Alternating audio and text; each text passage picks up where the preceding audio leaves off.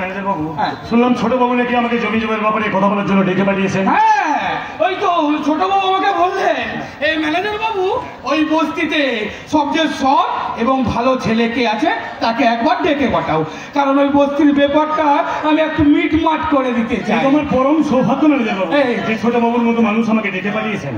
দেখ বাবু, সেই দিনে আমি রাগের মাথায় আমি একটা খারাপ কাজ করে ফেলেছিলাম, তুই কিছু মনে করিস না বুঝলি। আমি চাই ওই ব্যাপারটা নিয়েও একটু মিটমাট হয়ে যা। ঠিক আছে ছোট বাবু, কোনো চিন্তা নেই, কোনো ভয় নেই, আমি সব ভুলে গেছি, আমি সব মিটমাট করে নিতে চাই। আসলে সংসারের চিন্তা সবসময় মাথার মধ্যে এমন ভাবে জেগে বসে আছে যে কারোর বিরুদ্ধে রাত জমিয়ে রাখবো সে জায়গায় নেই।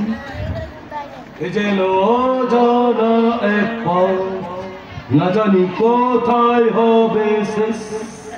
বুঝলি না জীবনে এগিয়ে যাওয়ার নাম হলো ট্রেন গাড়ি, আর পিছিয়ে আসার নাম হলো গলায় দড়ি, তাই না ম্যানেজার বাবু?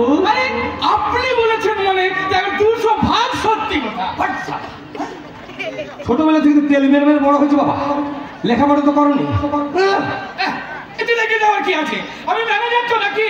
আরে বাবা, ম্যানেজার হয়েছে বলে কি আমার মাথাটা কিনে রেখেছো নাকি? কি হচ্ছে কি? হ্যাঁ, কি হচ্ছে মানে? আমি তো ম্যানেজার নাকি? ম্যানেজার তো ঠিক আছে, আমি যখন কথা বলবো মাঝখানে কোনো কথা বলবি না, চুপচাপ চুপচাপ এখানে দাঁড়িয়ে থাকবি, ঠিক আছে?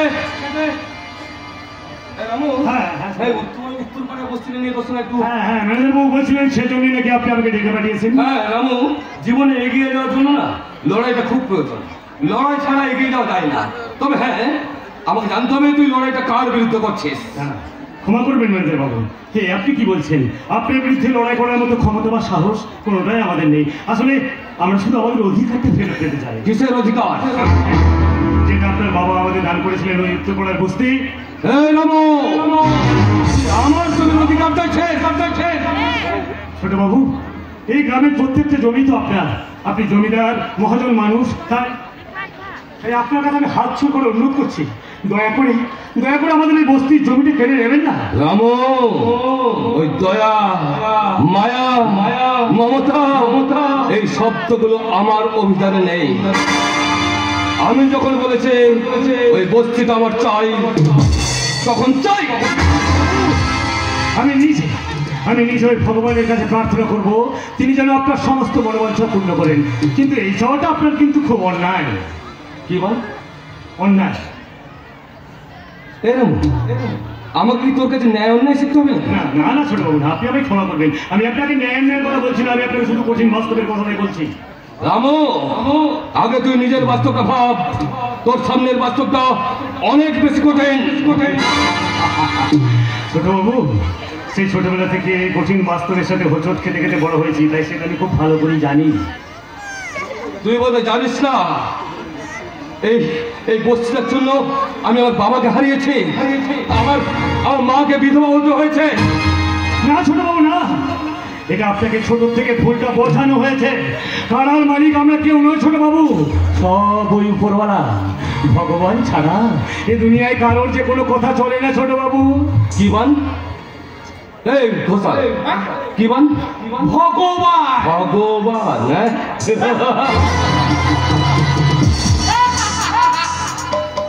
রামু, তুই বোধহয় জানিস না, তুই যেখানটা দাঁড়িয়ে আছিস না সেখানকার ভগবান ছাড়া আমি ছাড়া শয়তান।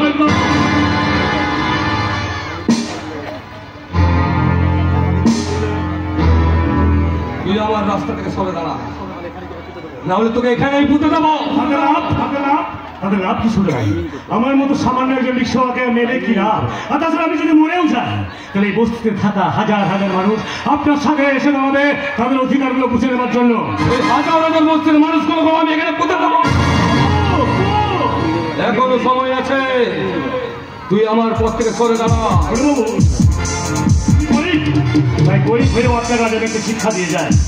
ছোটবাবু, এই রাস মারিয়ে অনেক উপরে ওঠা যায়, কিন্তু সেখানে সুখ স্বাচ্ছন্দ্যের মুখ দেখা যায় না। আপনার এই চিন্তা ভাবনা আপনাকে অদূর ভবিষ্যতে কিন্তু বিপদের মুখে ঠেলে দেবে।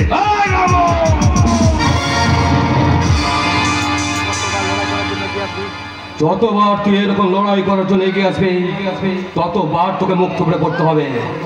এখনো সময় আছে রামু, তুই আমার পথ থেকে সরে যা, না হলে মৃত্যুর জন্য প্রস্তুত হ।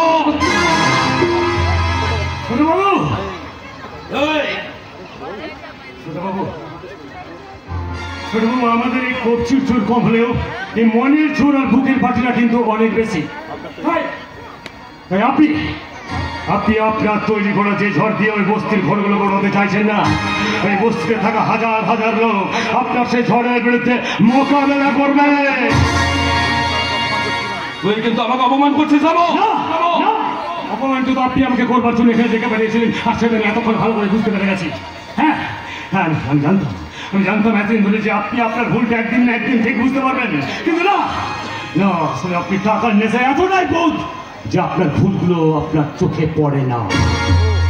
ও, তার মানে তুই লড়াই চাইছে? লড়াইটা আপনাদের মতো মানুষের কাছে নেশা হতে পারে ছোটবাবু, কিন্তু আমাদের মতো এই গরিব মানুষের কাছে বাঁচার একমাত্র আশা এই যে আপনি সমাজের অনেক উঁচু তলায় বসে আছেন, তাই উপর থেকে পড়ে টুক করে মরে যাওয়ার ভয় আপনার থাকতে পারে, আমার সালা নেই।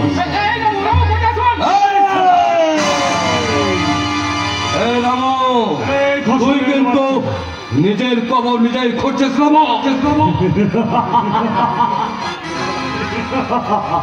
ছোটবাবু, সেই ছোটবেলা থেকে না ওই কবর আর শ্মশানের পাশে শুয়ে শুয়ে সারা বড় হয়েছে, তাই কোনো ভয় নেই।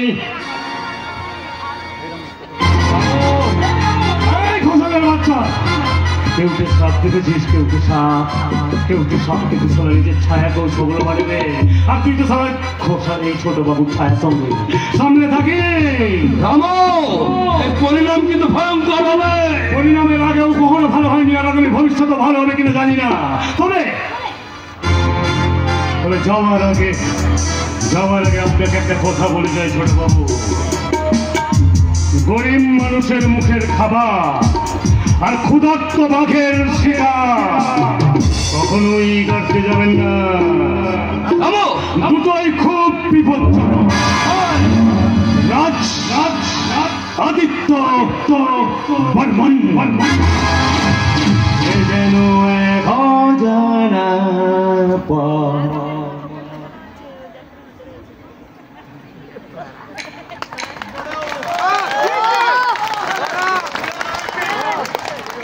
কি জানি কোথায় হবে শেষ।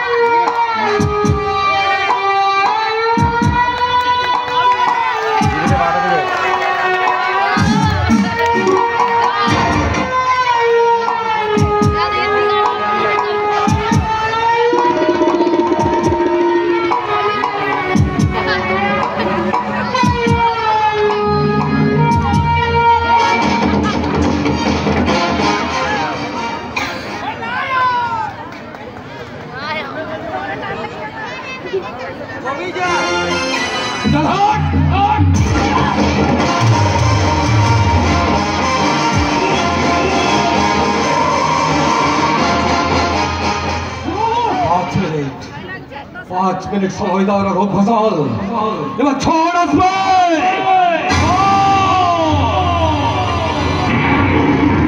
এই ঝড়ে ওই উত্তর পরবর্তী সমেত রামু উড়ে যাবে রামুর মাথায় না থাকবে ছাদ না থাকবে ছাতা না পারবে নিজেকে বোঝাতে না পারবে অপরকে বোঝাতে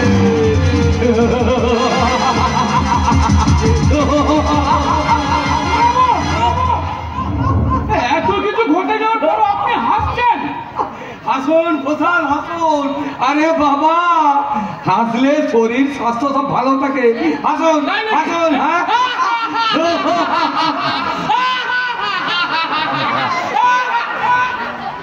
এই স্যার কারার মধ্যে হাসা নাকি তো? আচ্ছা মানে নিউটনের তৃতীয় গতিসূত্র জানো? কি করে জানবে? ছোটবেলা থেকে তো লেখাপড়া শেখানি বাবা, তেল মেরে মেরে বড় হয়েছে। তাতে কি হয়েছে? ম্যানেজার তো ম্যানেজার হলে লেখাপড়া শিখতে হয় না। আচ্ছা আমি বলে দিচ্ছি, প্রত্যেক ক্রিয়ারই সমান এবং বিপরীত প্রতিক্রিয়া আছে।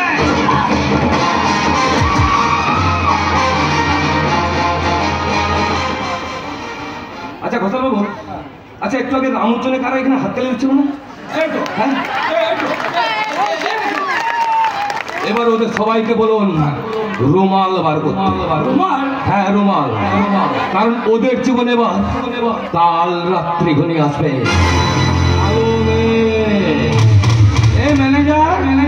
কেমন মেয়ে? কালো মেয়ে। ওরকম নয়, কালো মেয়ে।